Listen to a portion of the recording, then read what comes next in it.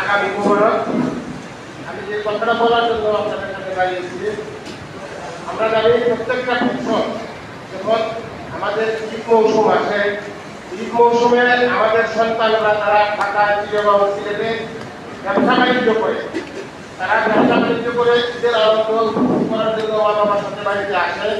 তাদের পকেট থেকে বিশেষ করে পুষ্টি প্রয়োজনের ফলাফল তারা বাড়িতে এসে ইতিমধ্যে কয়েকটা ঈদ আমাদের লাখাই উপজেলাতে এবং আমাদের তেঁতুলিয়া গ্রামকে এক সময়ে ব্রাহ্মণবাড়িয়া জেলা ছিল এই দাঙ্গার জন্য প্রসিদ্ধ বিখ্যাত। এই বলতে ঈদে আমরা যা দেখেছি আমাদের এই লাখাই উপজেলাতে আমরা ওই জায়গায় নিয়ে গেছি। আমি বিনয়ের সহিত আমার গ্রামের সকল মুরিদদেরকে অনুরোধ করে বলবো, আপনারা যারা অভিভাবক আছেন আপনারা একটু সজাগ দৃষ্টি রাখবেন।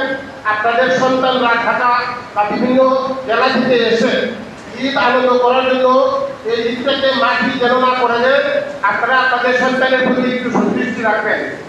আর আমাদের প্রশাসন থেকে কড়া নির্দেশনা রয়েছে ঈদ সিজনে যদি একটি সিজনে দিয়ে গ্রামে কোনো প্রকার দাঙ্গাকে সৃষ্টি করে কঠোর হস্তে দমন করা হবে। সুতরাং আমাদের গ্রামবাসী আমরা মুরিদরা সর্বসম্মতিক্রমে আমরা কিন্তু একমত, যদি কেউ দাঙ্গা সৃষ্টি করে তাদের বিরুদ্ধে কঠোর অবস্থানে কিন্তু আমরা গ্রামবাসী যাব, প্রয়োজনে তাদেরকে ধরে কিন্তু আমরা আইনের হাতে সুপর্দ করবো। যদি একজন ঝগড়া লাগে আর কেউ সাথে জড়িয়ে আমরা না করি। এবং এর সাথে আমাদের এই রাখা জেলায় একটি সংগঠন রয়েছে, মানবিক সংগঠন প্রজন্মের প্রতিদ্বন্দ্বী রাখাই, এই রাখাই উন্নয়নের জন্য কাজ করে যাচ্ছে। এই সংগঠন আমাদের গ্রামবাসীর সাথে সর্বাত্মক সহযোগিতা করার জন্য তাদের সহমত পোষণ করেছে। আপনারা সবাই বিষয়টা একটু নজর রাখবেন। সবাই ভালো থাকবেন। আসসালামু আলাইকুম ওয়া রাহমাতুল্লাহ।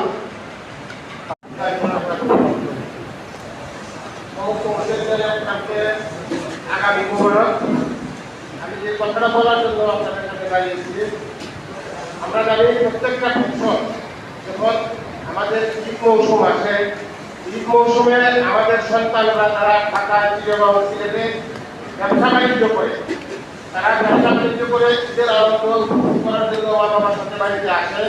তাদের পকেট থেকে বিশেষ করে পুষ্টি প্রয়োজনের ফলাফল তারা বাড়িতে এসে ইতিমধ্যে কয়েকটা ঈদ আমাদের লাখাই উপজেলাতে এবং আমাদের তেঁতুলিয়া গ্রামকে এক সময়ে ব্রাহ্মণবাড়িয়া জেলা ছিল এই দাঙ্গার জন্য প্রসিদ্ধ বিখ্যাত।